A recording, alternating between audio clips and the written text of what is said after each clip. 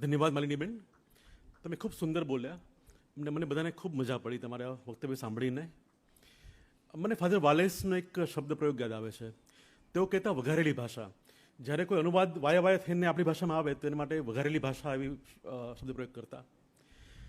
હવે એનું વક્તવ્ય છે સંશોધન વિશે, અને આપણા વક્તા છે પ્રવીણ કુકડિયા. તેઓ છે એવોર્ડ વિનિંગ શિક્ષક. ધોરણ 11 અને 12ના ટેક્સ્ટ બુક્સના લેખનમાં એમનું ઘણું મહત્ત્વનું યોગદાન છે. એમણે યુપીએસસી માટે અનુવાદ, સમીક્ષક અને મૂલ્યાંકનકાર તરીકે સેવા આપી છે. જીપીએસસી માટે ગુજરાતીનું પેપર સેટ કર્યું છે. એમના 6 પુસ્તકો પ્રકાશિત થઈ ચૂક્યા છે. સંશોધન એક ગંભીર સાહિત્ય પ્રકાર છે, અને પ્રવીણભાઈ આપણને 2023માં થયેલા આ કાર્ય વિશે વાત કરશે. પ્રવીણભાઈ પ્લીઝ આવો.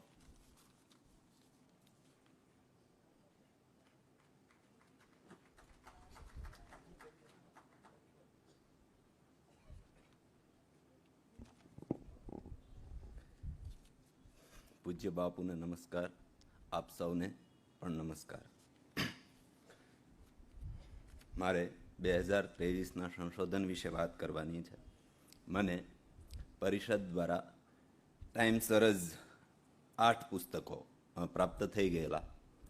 એ 8 પુસ્તકોમાં બિપિન આશરના માર્ગદર્શન તળે ભાષા વિજ્ઞાન ક્ષેત્રે ઉર્મી દેસાઈનું પ્રદાન શીર્ષકથી શીતલ સરસાવાડિયાનું, હાસ્યદા પંડ્યાના માર્ગદર્શન તળે સાહિત્ય સર્જક અશોક ચાવડા શીર્ષકથી મંજુલા મકવાણાનું, અમૃત પટેલના માર્ગદર્શન તળે પ્રાદેશિક નવલકથાકાર કાનજી પટેલ શીર્ષકથી સંજય ત્રિવેદીનું, અને દર્શના ધોળકિયાના માર્ગદર્શન તળે જ્યોતિન્દ્ર દવેના હાસ્ય સાહિત્યમાં નિરૂપણ રીતિ શીર્ષકથી ચૈતાલી ઠક્કરનું પુસ્તક છે. પ્રાધ્યાપક દિનકર દેસાઈ નામના વ્યક્તિએ લખેલા અનુક્રમે નરસિંહ મહેતા, મીરા, દયારામ અને ઝવેરચંદ મેઘાણી વિશેના અધ્યયનો છે. આ 8 પુસ્તકોમાં 4 તો એક જ વ્યક્તિએ લખેલા ગાઈડ પ્રકારના હોય, સંશોધનની શ્રેણીમાં બિલકુલ મૂકી શકાય તેમ નથી. મને મળેલી સમય મર્યાદામાં આ 8 પુસ્તકોમાંથી આ સાલના સંશોધનની તાસીર અને તસવીર રજૂ કરવા વાસ્તે જરૂરિયાત અનુસાર જે તે પુસ્તકની વાત મૂકવાનો પ્રયત્ન કરીશ. એક વ્યક્તિના ઉપયુક્ત 4 એક જ ઢબે લખાયેલા હોવાથી ઝવેરચંદ મેઘાણી વિષયક પુસ્તકને જ કેન્દ્રમાં રાખી વાત કરવાની થશે. પછી બાકીના 4માંથી 1-2નો સંશોધનના માપદંડોને સામે રાખી મૂલવવાનો પ્રયત્ન કરીશ. આ ચર્ચાના આધારે 2023ના સંશોધનના લેખાજોખા રૂપે 2-3 બાબતો જો સમય રહેશે તો કહીશ. દિનકર દેસાઈએ એક અધ્યયન પ્રકારની એક શ્રેણી 2022માં શરૂ કરી છે. એ શ્રેણી તળે તેમના 4 પુસ્તકો થઈને આ 4 થઈને અનુક્રમે શામળ, અખો, પ્રેમાનંદ, દયારામ, નરસિંહ મહેતા, મીરા, ઝવેરચંદ મેઘાણી એમ કુલ 7 પુસ્તકો બહાર પડી ચૂક્યા છે.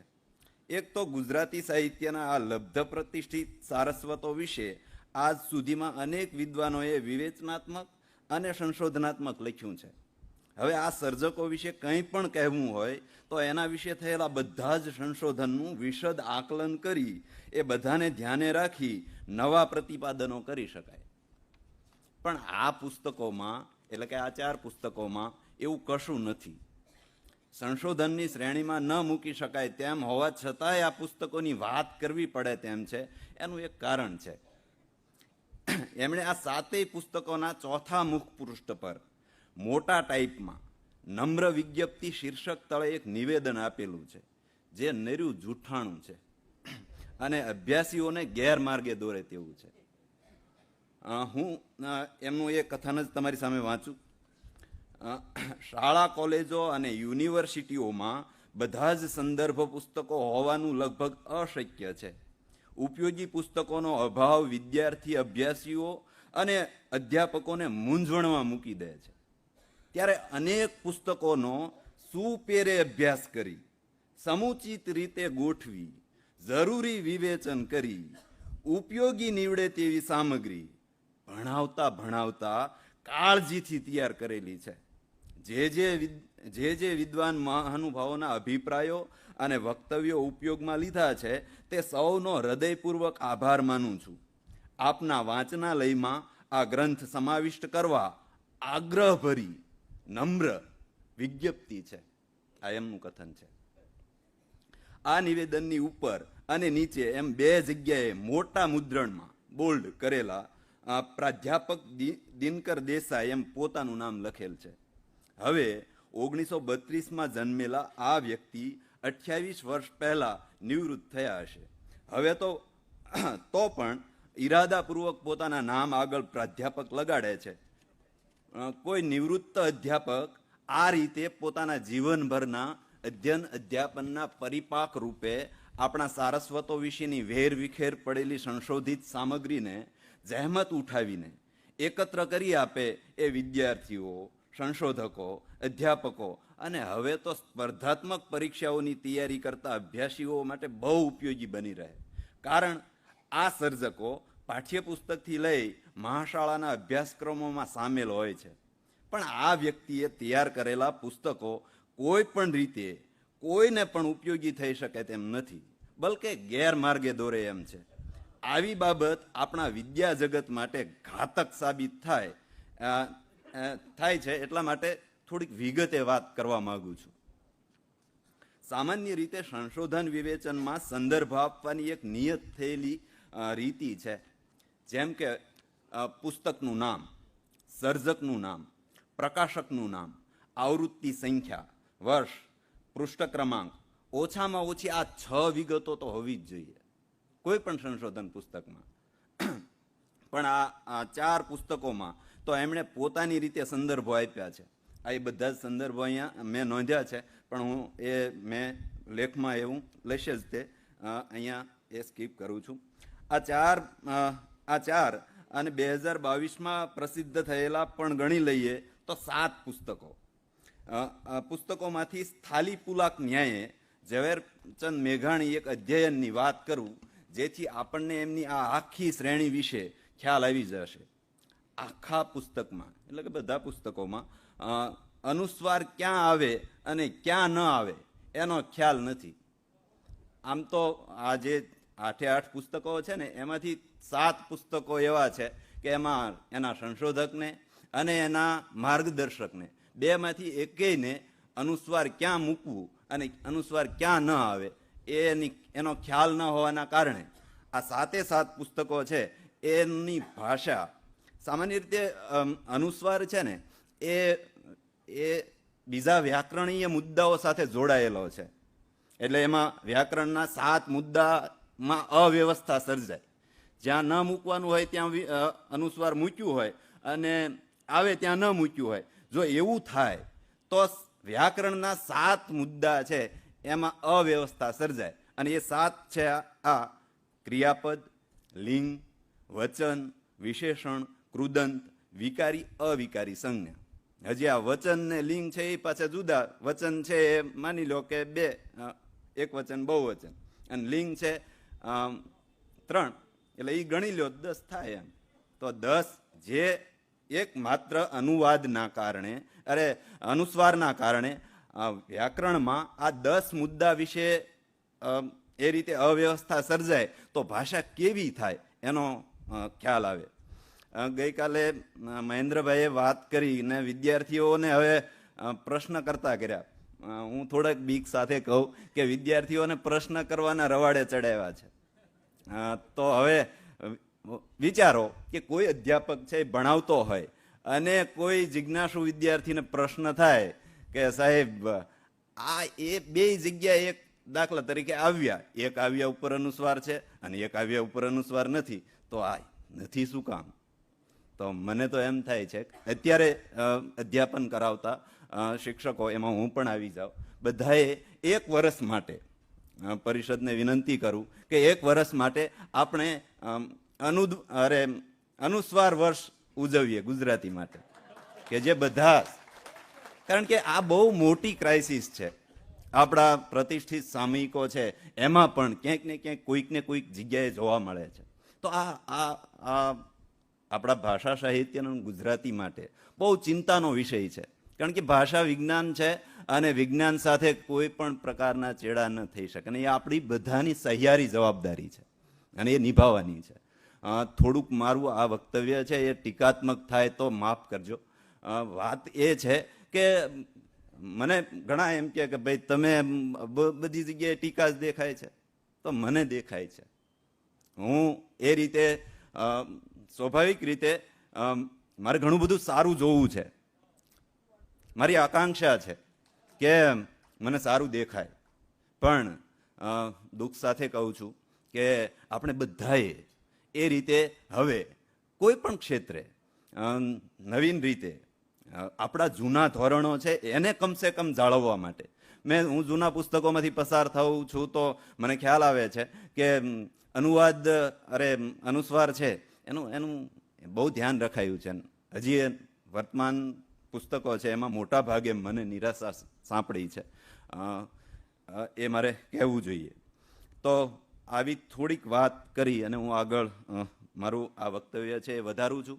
આ વાત છે એ આ સંશોધનને લાગુ પડે છે એટલા માટે કહી છે, એમને એમ નથી કહી. કારણ કે મને મળેલા 7 પુસ્તકો એકને બાદ કરતા એમાં આ વાત છે એ છે, અને અહીંયા નવ અભ્યાસીઓ બેઠા છે એને થોડોક ખ્યાલ આવે એ માટે આ વાત છે એ મૂકી છે. આગળ વધુ તો આ પુસ્તકોમાં આ પુસ્તકોમાં રહેલી એ સિવાયની અનુસ્વાર સિવાયની ભૂલો છે એ સુધારવા બેસવું તો પાનું રંગોળી થઈ જાય તેમ છે.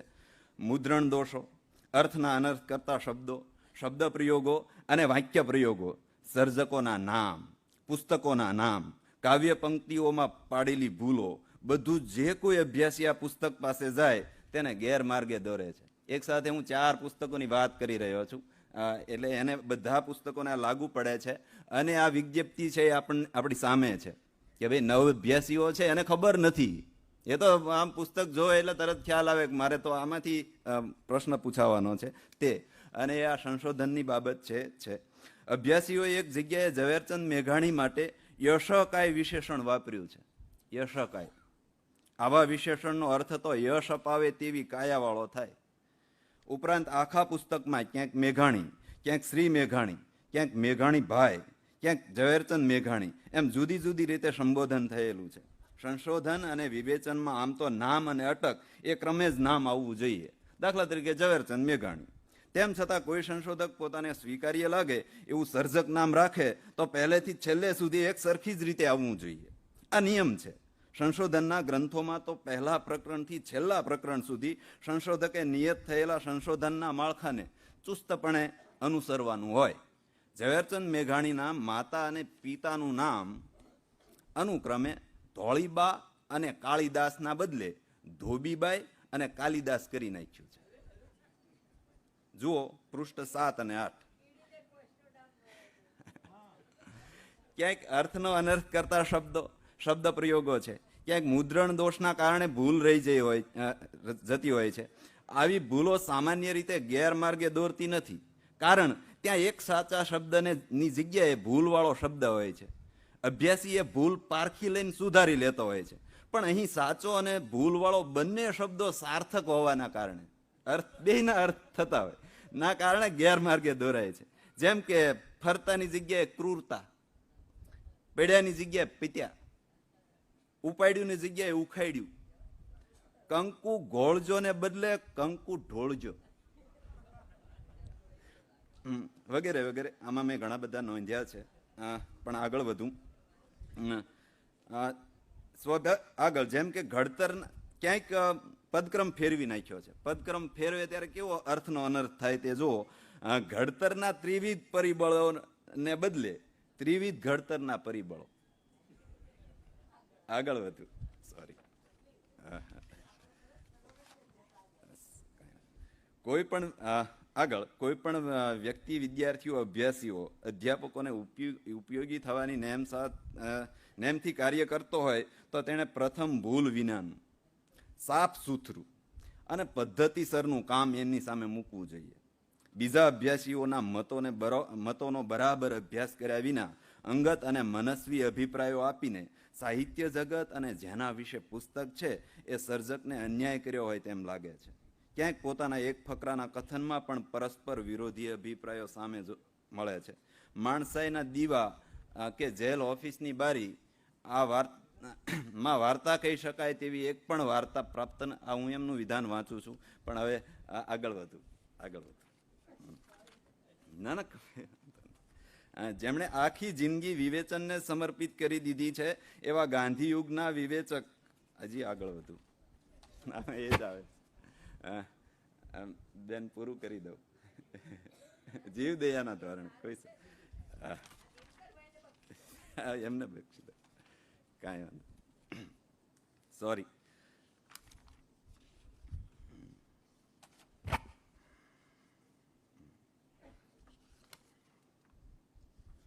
તો બીજા થોડાક છે, એમાં પણ મને તો આજ વાંધા દેખાય છે. વાંધા દેખો છું એટલે સ્વાભાવિક મને એ જ દેખાય છે. ભાષા વિજ્ઞાન ક્ષેત્રે ઉર્મી દેસાઈના પ્રદાનને તપાસવા સંશોધક એમના આ વિષયના 15 પુસ્તકોમાંથી માત્ર 6ની પસંદગી કયા કારણોસર કરે છે તેની સ્પષ્ટતા કરતા નથી. હવે એક સ્પષ્ટતા એ કરી દઉં કે સંશોધન છે, સંશોધનમાં મનોરંજન ન હોય. શક્ય છે કે મારું ન ગમે, પણ હવે સંશોધન છે એ તો પાયાનું છે ને વિદ્યાર્થીએ કરવાનું કામ છે. એમાં હું જીવદયાનું ધોરણ રાખું, મારે તો 2023ના આ સર્વૈયું આપવાનું છે, તો એ ખોટું સર્વૈયું જશે. બરાબર, એ સર્વૈયું છે એમાં ભૂલો પાડે તો પછી આખું વર્ષ તકલીફ થાય. પણ કાંઈ વાંધો નહીં, કહેવાની વાત એટલી જ છે કે નબળું છે તો છે, અને એ આપણા બધાની સહિયારી જવાબદારી છે. પરિષદ છે એની પણ જવાબદારીમાં આ વાત છે એ આવે છે, કારણ કે આપણે ભાષાનું સંવર્ધન કરવાનું છે એટલા માટે. આગળ વધુ. ઉર્મી દેસાઈના ભાષાનું સંગ નામના પુસ્તકને ગુજરાતી સાહિત્ય પરિષદ તરફથી 2023નું ઇનામ મળ્યું હોવા છતાં પણ અહીં સમાયું નથી. આ સંશોધન ભાષા અને વ્યાકરણ વિષયક છે. આ બંને શાસ્ત્રો હોય એમાં કરેલા પ્રતિપાદનો મનઘડંત કે સ્વલક્ષી ન ચાલે. સંશોધકે ઉર્મી દેસાઈના 6 પુસ્તકોની વિવરણ ભાત એક સરખી રાખી હોવાથી આપણને આ 6 પુસ્તકોનો સંશોધકે સાક્ષી ભાવે કરાવેલો સમાંતર પરિચય જ લાગે છે. આમ કરવાને બદલે સર્જકના ભાષા ક્ષેત્રના પ્રદાનને અધોરેખિત કરતા મુદ્દાઓને સામે રાખી સંશોધન કર્યું હોય તો આ સંશોધનને અપાયેલા શીર્ષકને થોડો ઘણો ન્યાય આપી શકાયો હોત. આગળ, પ્રાદેશિક નવલકથાકાર કાનજી પટેલ, મૂળ તો આ પુસ્તક સંશોધકના શોધ નિબંધ પ્રાદેશિક નવલકથાકારો મણિલાલ હ પટેલ અને કાનજી પટેલનો બીજો ભાગ છે. મણિલાલ પટેલ વિશેનું 2017માં પ્રસિદ્ધ થયેલું. અનુક્રમ જોતા ખ્યાલ આવે છે કે બંને પુસ્તકોમાં 35 પાના રોકતા 2 પ્રકરણો છે. ગુજરાતી પ્રાદેશિક નવલકથાની વિભાવના અને વિકાસક્રમ અને મહીકાઠાનું સમાજ જીવન, આ બંને પ્રકરણો એક પણ સંદર્ભ આપ્યા વિના લહેરાતી કલમે લખી નાખ્યા છે.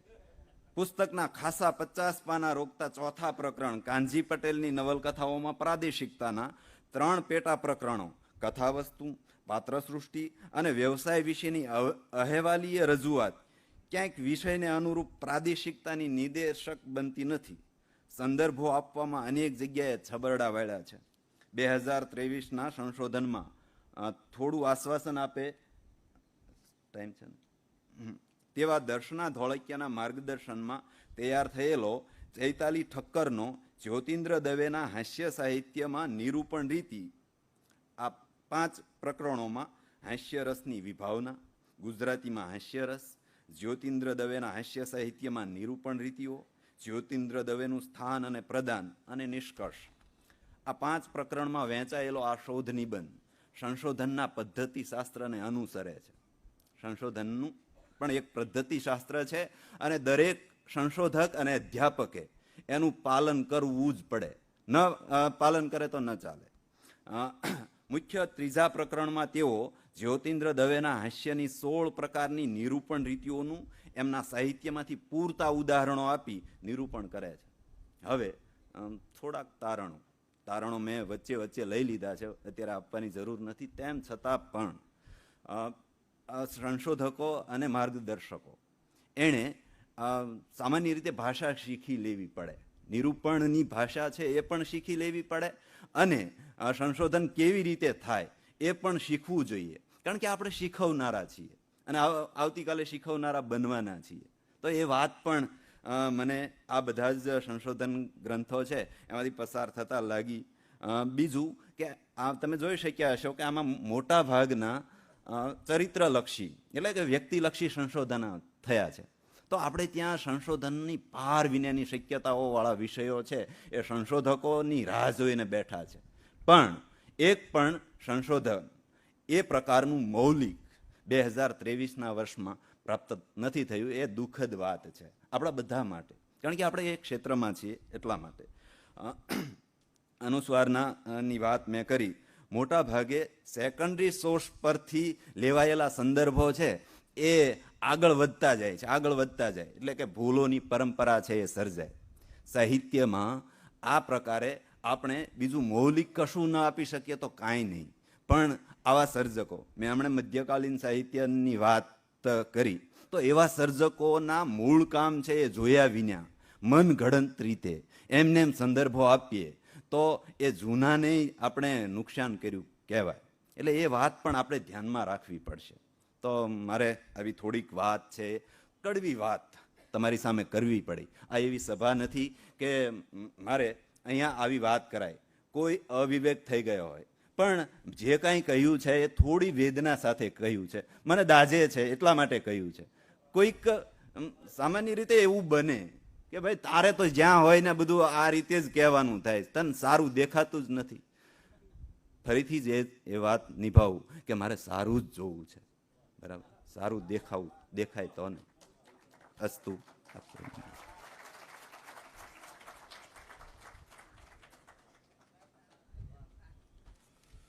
ધન્યવાદ પ્રવીણભાઈ. એમણે જે અનુસ્વારની વાત કરી મને બહુ ગમી, કારણ કે હું પોતે ભુક્તભોગી છું. હું વર્ષોથી અમે આખી જિંદગી છાપા મેગેઝિનો માટે સંપાદન કાર્ય કર્યું છે અને મેં જોયું છે કે 95% લેખકો